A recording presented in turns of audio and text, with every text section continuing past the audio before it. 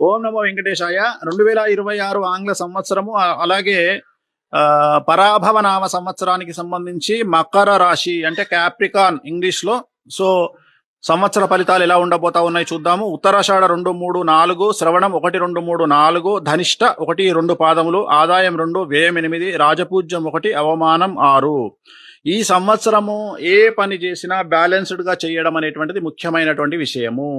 So, శుభాశుభ ఫలితాలు ఉంటాయి. 50% మంచి, 50% చెడు ఉంటుంది. ఒక నెల మంచిగా ఉంటే ఒక నెల చెడుగా ఉంటుంది. ఒక నెల డబ్బులుంటే ఒక నెల డబ్బులు ఉండవు. ఒక నెల మంచి సమాజంలో మంచి పేరు వస్తే ఇంకొక నెల చెడ్డ పేరు వచ్చేటువంటి అవకాశం ఉంది. సో, ఈ సంవత్సరం కనుక తీసుకుంటే మకర రాశికి మిమ్మల్ని నమ్మిన వాళ్ళు మోసం చేసే అవకాశం కనిపిస్తూ ఉంది. మీరు దేవుడు అని చెప్పి నెత్తిలో పెట్టుకున్న వాళ్ళు మిమ్మల్ని మోసం చేసే అవకాశం ఉంది. కాబట్టి వాళ్ళతోటి జాగ్రత్తగా ఉండండి. భార్యాభర్తల మధ్యన ఈ సంవత్సరం గొడవలు వచ్చే అవకాశం ఉంది. ప్రేమికులైతే విడిపోయే అవకాశం ఉంది. కాబట్టి జాగ్రత్తగా ఉండండి. కాంప్రమైజ్ అవ్వండి. కోపాన్ని తగ్గించుకోండి. సో, మరీ ముఖ్యంగా తీసుకుంటే ఈ సంవత్సరం కనుక తీసుకుంటే అవమానం అనేటువంటిది ఎక్కువగా కనిపిస్తోంది. కాబట్టి నమ్మిన వారి వల్ల మోసపోయే అవకాశం ఉంది. కాబట్టి జాగ్రత్తగా ఉండండి. విద్యార్థులకు సంబంధించి ఉత్తీర్ణత శాతం బాగుంటుంది. కానీ చెడు స్నేహాల వల్ల ఇబ్బందులు ఏర్పడే అవకాశం ఉంది విద్యార్థులకు. అలాగే ఉద్యోగస్తులకు, ప్రభుత్వ ప్రైవేటు రంగ ఉద్యోగస్తులకు అనుకూలమైన ఫలితాలు ఈ సంవత్సరం ఉండబోతా ఉన్నాయి. ఖచ్చితంగా మీకు ఉన్నటువంటి పొజిషన్ మారేటువంటి అవకాశం ఉంది. అంటే ప్రమోషన్లు వచ్చే అవకాశం ఉంది. బదిలీలు ఉంటాయి. పై అధికారుల మన్ననలు పొందుతారు.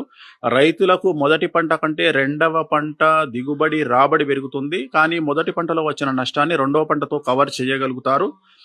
చేపలు, రొయ్యల వ్యాపారస్తులకు అనుకూలంగా ఉంటుంది. రొయ్యల రైతులకు అనుకూలంగా ఉంటుంది. అలాగే పౌల్ట్రీ రంగంలో విశేషించి అనుకూలంగా ఉండబోతా ఉంది. రాజకీయ రంగంలో ఉండే వారికి మాత్రం మీరు నమ్మిన వారు మిమ్మల్ని మోసం చేసే అవకాశం కనిపిస్తూ ఉంది. స్త్రీలకు ఈ సంవత్సరం భార్యాభర్తల మధ్యన గొడవలు వచ్చే అవకాశం ఉంది.